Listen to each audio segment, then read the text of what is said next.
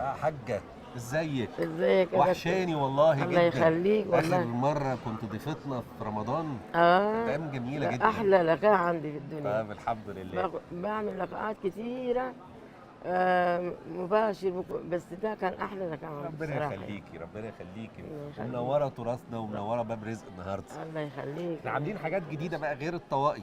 اه كنا الطواقي بس والخوص. الطاقية دي عشان مطلوبة انا مطلوبة الطاقية دي. عشان كده اللي هي أنا- الطواقي عشان اللي صاحبتها ورانا دي. هتيجي تاخدها ده برضه بوكات الطواقي دي مطلوبة. آه. ليه بقى الناس بتشتري الطواقي دي عمولة النوبي دي؟ بعمل لها لوحدها. بزينة؟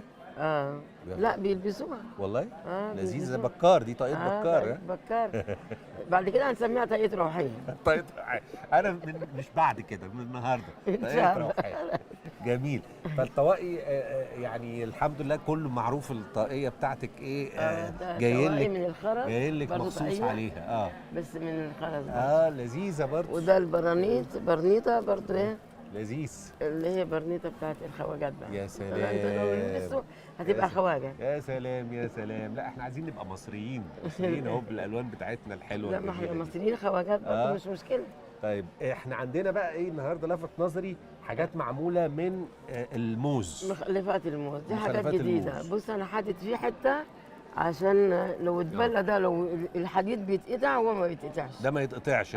عشان هو قوي أهو، جايبه له ده ما حديد. يتقطعش. عاملين حديد كده عند الحداد من تحت ورسم عليه جميل. الرسم ده من مخلفات من مخلفات الموز. بتجيبيه بقى منين المخلفات دي؟ في اقرب حته بالنسبه لك فين؟ ايوه انا رحت دربت في جنة. في هنا. ان شاء الله لما ارجع كمان لسه كان بيكلموني هدرب تاني. والموز مليانه في جنة بقى بيبعتوا لي بيشحنوا لي برضه. المخلفات بدل ما تترمي او تعمل مشكله وبنات في بنات هنا كلهم شغالين في ده وانا بدربهم. في جميل. واحده قاعده برضه هنا في المعرض كنت بدربها برضه. جميل. موز اهو معمول منه حاجات هناك كمان. معمول منه شنط ولا ما بتعملش منه شنط؟ وده برضه من الموز. ده ده حلو قوي ده. برضه معمول على الحديد برضه ده بجد مخلفات حلو جدا. الموز. انا لازم اقوم اجيب ده معمول كده. ده كده اهو بصوا. تقيله بس. لا بس حلو حلاوه. انا هحطه هنا كده اهو. بصوا شكله جميل ازاي.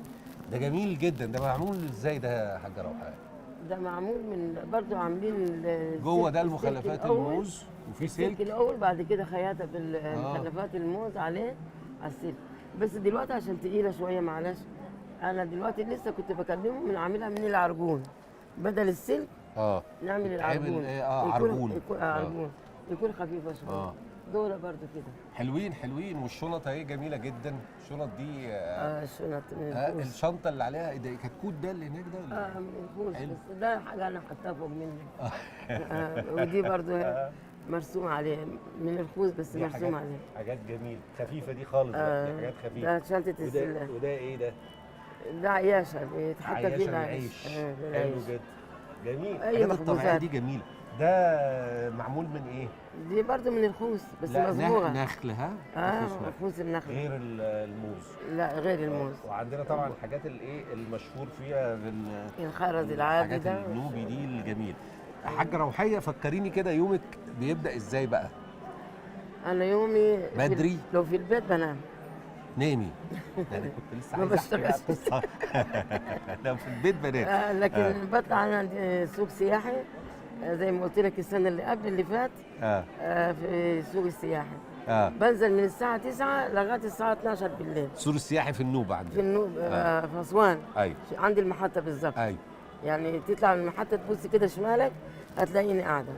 عندي ترابيزتين وانا قاعده في النص. ايوه. طول النهار شغال لغايه الساعه 12. ما شاء الله. طول النهار يعني بيجي لك الزبون يشتري لكن انت قاعده بتنتجي. بيجي لي والله وانا حتى البنات اللي قاعدين معايا احنا بنقول يا رب بيجي لها الزبون هي موطيه مش رافعه راسها ولا بتندع على زبون ولا بتحايل عليهم زينا. الرزق ايوه عشان كده بحب البرنامج.